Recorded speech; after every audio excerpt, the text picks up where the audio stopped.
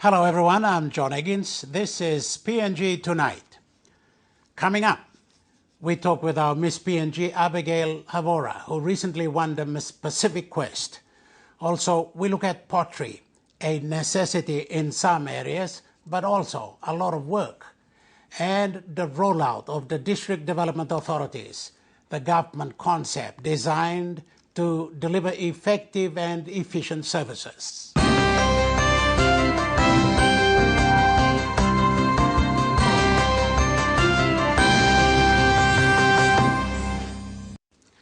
A message to men from Miss Pacific Islands, Abigail Havora, that you don't have to be violent against women to show that you are men.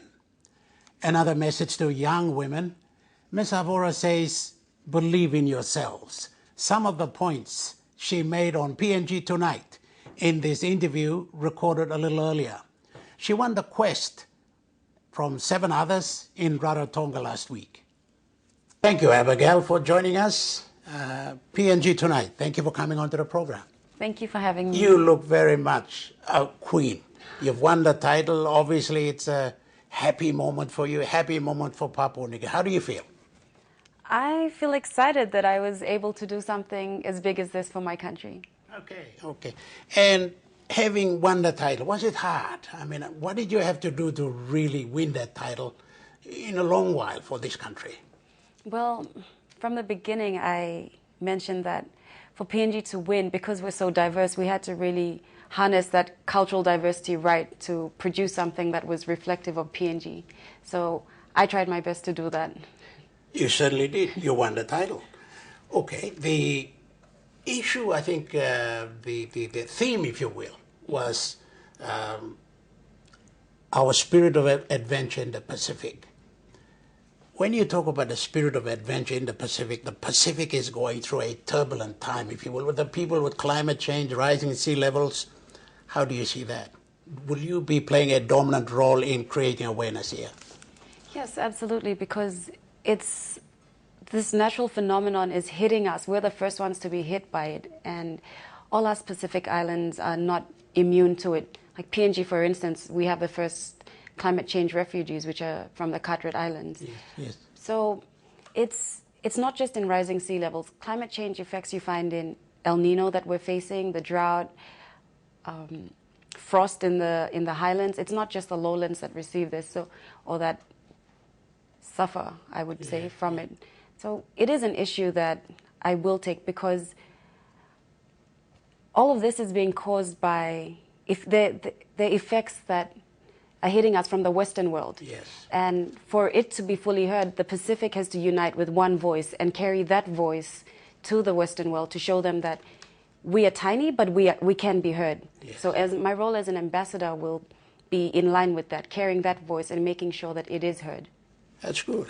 Prime Minister went to France to this conference up and there he did about make climate an change. impact. Yes. You'll be talking to him about that? Hopefully you will. Okay, the other aspect that maybe I should ask you is, I mean, you're a lady, you've won this title, there are half of the country is of ladies, and many of them suffer. Many of them are victims of domestic violence, so on and so forth. Will you have a voice in there to help women? Yes. I'll bring to light I wrote a poem, which I presented. Okay, we'd like to hear it. It will be played. It was part of my talent performance. Okay. So my poem highlights a woman's role. So you see, men and women were created to complement each other. That's my take on it. So as a man, you don't need to hit a woman to feel or be manly. You see, good on you. We're equal. So yes. We have our role, and men has their own role. So it's not really about. Domestic violence is a big issue, and I wouldn't tie it to culture. It's just about someone thinking that they are more dominant than someone else, and they exert that influence to feel more confident about themselves. It's not that. You shouldn't have to treat someone like that. So it is an issue I will take up in my role, an issue I would like to address, because it's affecting us. Yes. It'll be interesting to see your poem on the issue of women and apply to women. What about women in positions of authority, of dominance within government, within the civil service. Are women contributing enough? Should they be given the opportunity to contribute more?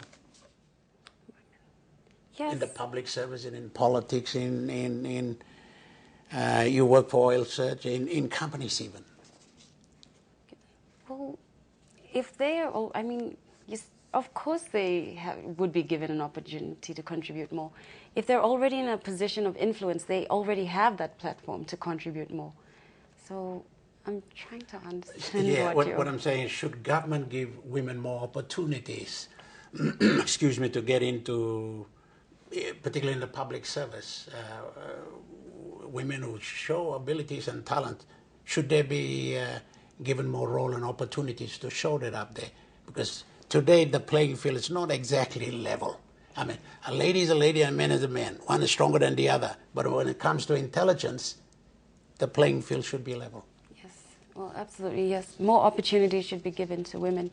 Because obviously men will have their say, but it is important to see it from another perspective. Because men are naturally more strategic. Women come in with emotion and to see how we can level it, as you say. So to answer your question, yes, I believe there should be more opportunities for women to get out there and speak on issues with that motherly instinct and that whole persona surrounding it. Okay. Where do you go from here? You're in Mosby. Are you going somewhere? Would you be talking to people? I mean, are you visiting some groups? What's the program for you here on? Oh, yes. Well, because I'm now Miss Pacific Islands, I am now an ambassador for the Pacific region. So I will be voicing on issues that are affecting us, as you brought up one already, climate change, domestic violence. And so I do represent PNG, but I also am accountable to the General Secretariat in Samoa as the ambassador for the region. You're a Papua New Guinean. Excuse me, you probably fall into the category of the Toya Weasels, the Dikatowas, the Dame Meg Taylors, who really speak for Papua New Guinea and represent Papua New Guinea at a much higher level when it comes to ladies. Well, it's a bit overwhelming to be classed with them because they are phenomenal women. I look up to Dame Meg Taylor. She's in a league of her own. She's a very powerful woman.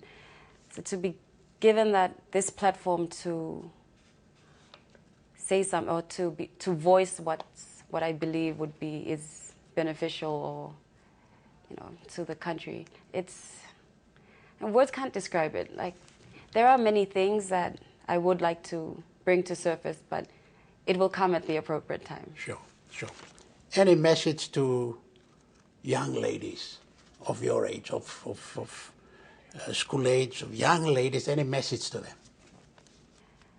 As a young woman, or as a person in general, you're born with something.